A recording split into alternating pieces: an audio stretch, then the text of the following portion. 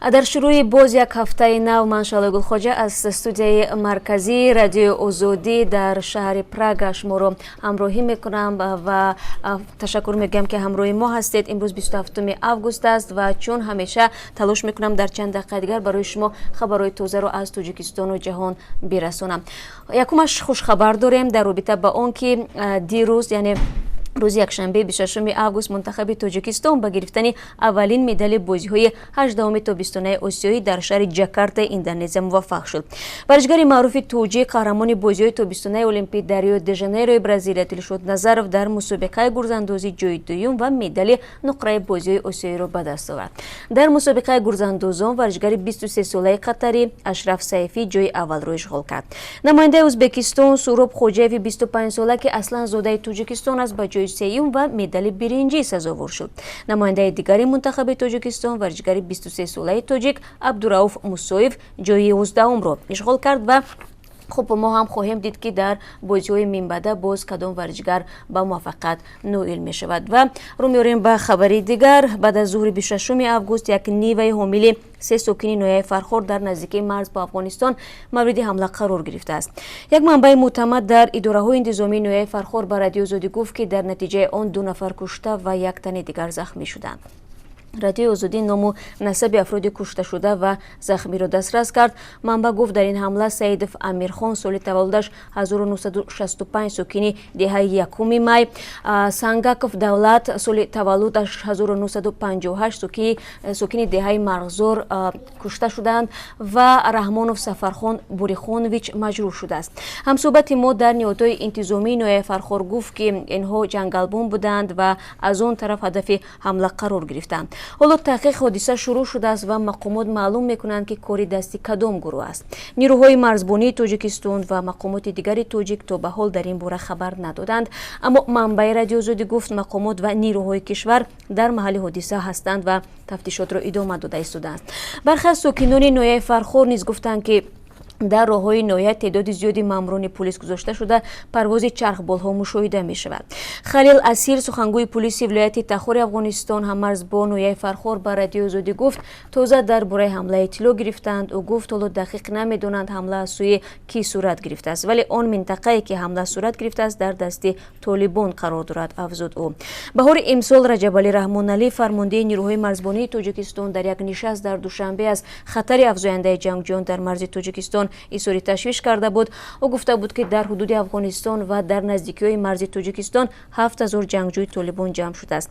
تاجیکستان با افغانستان 1400 کیلومتر مرز دارد و مقامات تاجیک میگویند که از نظر امنیتی و تهدید گروه‌های قاچاقبر و افراطی مرز آسیب پذیر باقی میماند. در محل حمله به 7 جوانگرد خارجی در جماعت سیبستان تاجیکستان مجسمه دوچرخه گذاشته می شود. این تصمیم به خاطر یاد سیاحان کشته شده در دنغره از سوی شرکت رخش تاکسی گرفته شده است. 2 سپتامبر در دوشنبه سبقت دوچرخه رانی به خاطر گرامی داشت سیاحان کشته شده در دنغره برگزار می شود. مسیر سبقت دوچرخه رانی هم از دوشنبه تا مکان قتل سیاحان خارجی خواهد بود که 75 کیلومتر راه است.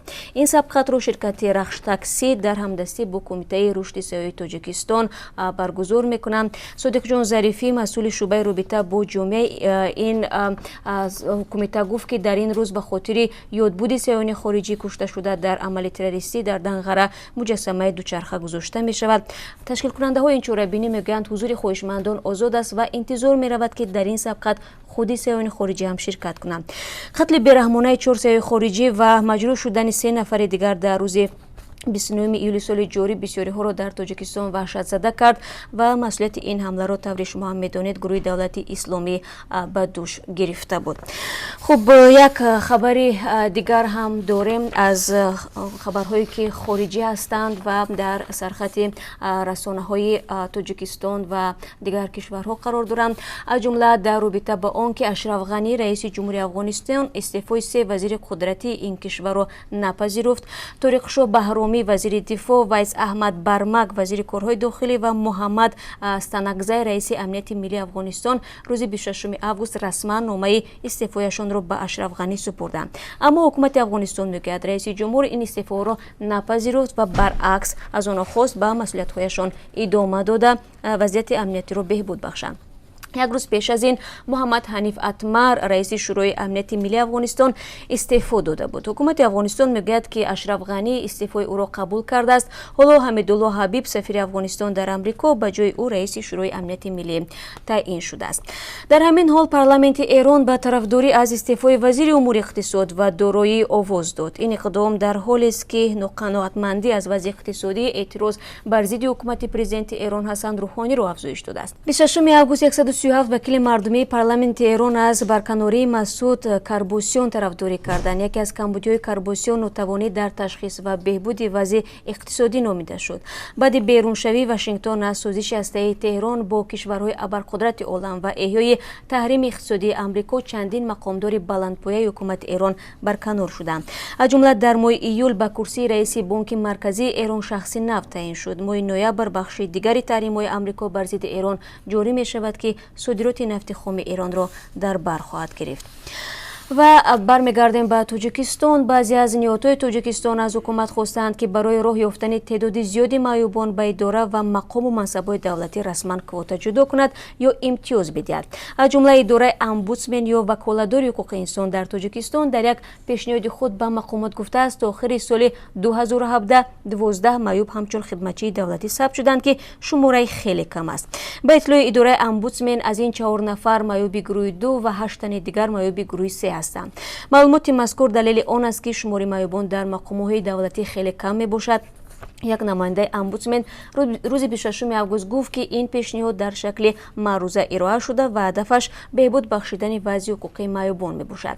از این پیش برخی از نمایندگان جامعه معیوبان در تاجیکستان گفته بودند که میخواهند وکیل مردمی باشند ولی هنوز شرایط ضروری در اختیار ندارند و قانونگذاری کشور نیز برای چنین افراد امتیاز پیش بینی نکرده است. هرچند در قرقیزستان 2 معیوب عضو پارلمان کشور هستند و برای افرادی امکاناتشان محدود قانونگذاری سهمیه‌های را برای انتخاب شدنشان به وکیلی پیش بینی کرده است. این پیشنهادات در حالی مطرح می شوند که 3 سال قبل دهها ساکن معیوب تاجیکستان که در برابر کار در اداره های رسمی نفقه معیوبی می گرفتند یا از جای کار و یا از نفقهشان محروم شدند. مقامات گفتند که این افراد باید بین نفقه معیوبی و کار یکی را انتخاب کنند. مقامات دلیل از وظیفه آزاد کردن منصبدارانی را که نفقه معیوبی و پیرانسالی می گیرند برای جلب جوانان به خدمت دولتی و بهتر کردن صفت کار دانسته بودند. خب بیننده عزیز، چند خبری بود که خواستم با شما در میان بگذارم. خبرهای از این بیشتر هم داریم که در جریان روز حتما با شما خواهیم گفت. فراموش نکنید ساعت 10 با وقت پراگ یعنی 3 ساعت بعد خبرهای بیشتر رو برای شما در پخش زنده معرفی خواهیم کرد.